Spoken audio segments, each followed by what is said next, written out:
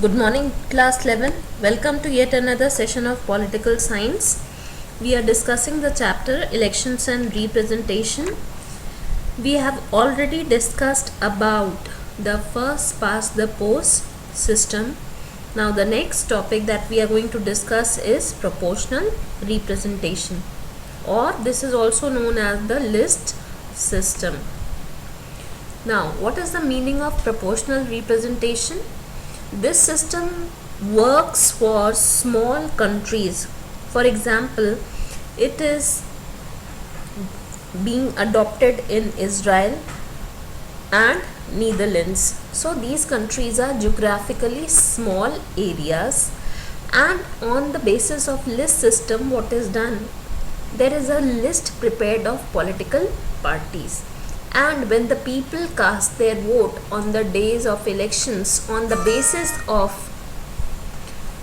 votes casted by these people, the political parties are declared victorious and their votes are being divided likewise. Suppose there is a political party which is very much popular in the country, and because of its popularity, people cast the vote for the political party, not for the leaders. It is not like as in India. In India, people cast vote on behalf of a person. So here the leadership stands important, but in this list system, the political parties have their importance. For example, on page number 58 in your book, this system is being discussed, and the legislature of Israel is being discussed, that is Knesset. So what is the system here? You can observe that Likud, that is one of the political parties, is attaining 37 seats. So these seats are on the basis of support acquired by the people. Another important thing of this system is that leaders are being appointed afterwards as the requirement of the political party, not like India that the particular area or the constituency supports a particular leader and that leader is answerable to that particular area once he or she is victorious. In the list system, it might be any person or any leader can be sent in any part of the country. So please go through the details here. Now, why is this not applicable in India? The list system is not suitable for very big countries and the countries with enormous population, just like ours. Why? Because it is a complicated system. It works well in smaller geographical units. Why? Because here the population is limited and the political parties as well as the seats are also limited. But if we adopt this system in India, it will become much more complex and it will give birth to new issues. Now moving further, single transferable vote system. Now what is the meaning of this system?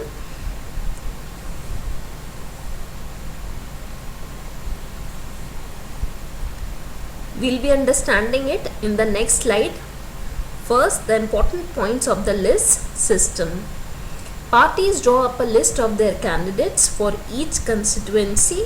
Voters vote for the list, that is the political party's list. Then number of seats is equals to proportion of the votes polled. Now suppose there are 50 seats, then the votes would be divided according to the proportion of those 50 seats.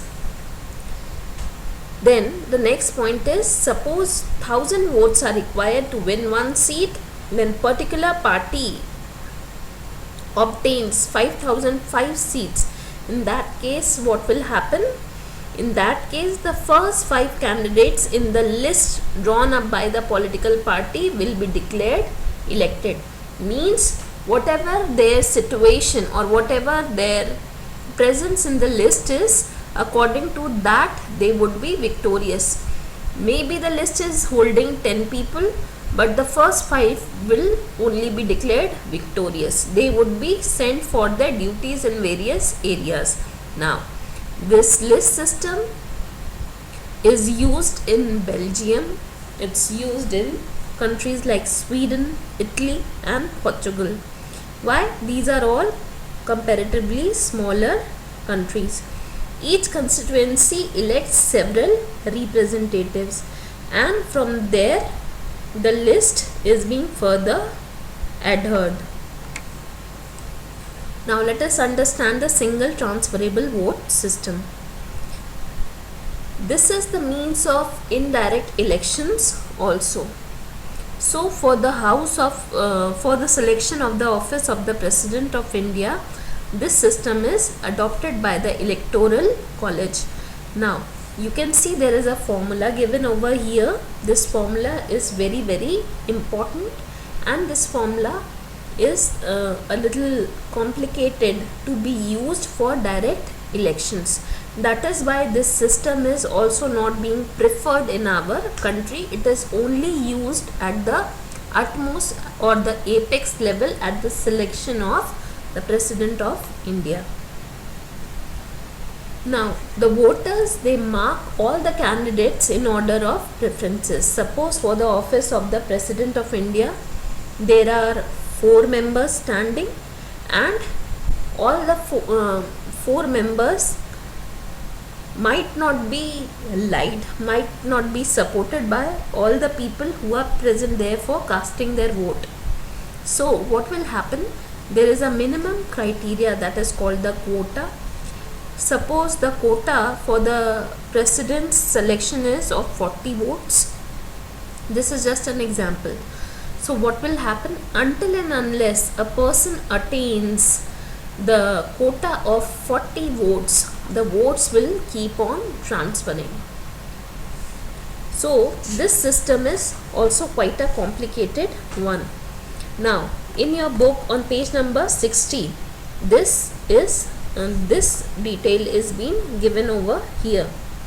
For example, if 4 Rajya Sabha members have to be elected by 200 MLAs in Rajasthan, the winner would require in bracket 200 oblique, that is divided by 4 plus 1, and this is equals to 40 plus 1 bracket closed is equals to 41 votes. Now this is the criteria of selection. So what will happen? That until and unless any member does not gets 41 votes, what will happen? The low achiever members, their votes would be transferred to that other person.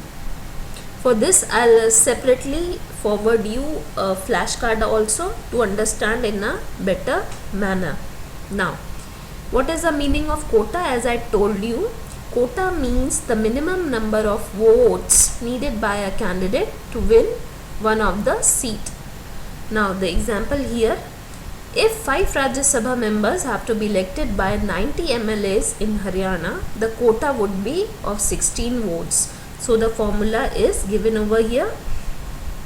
90 by 5 plus 1 is equals to 15 plus 1. So what does it makes? It makes 16 seats.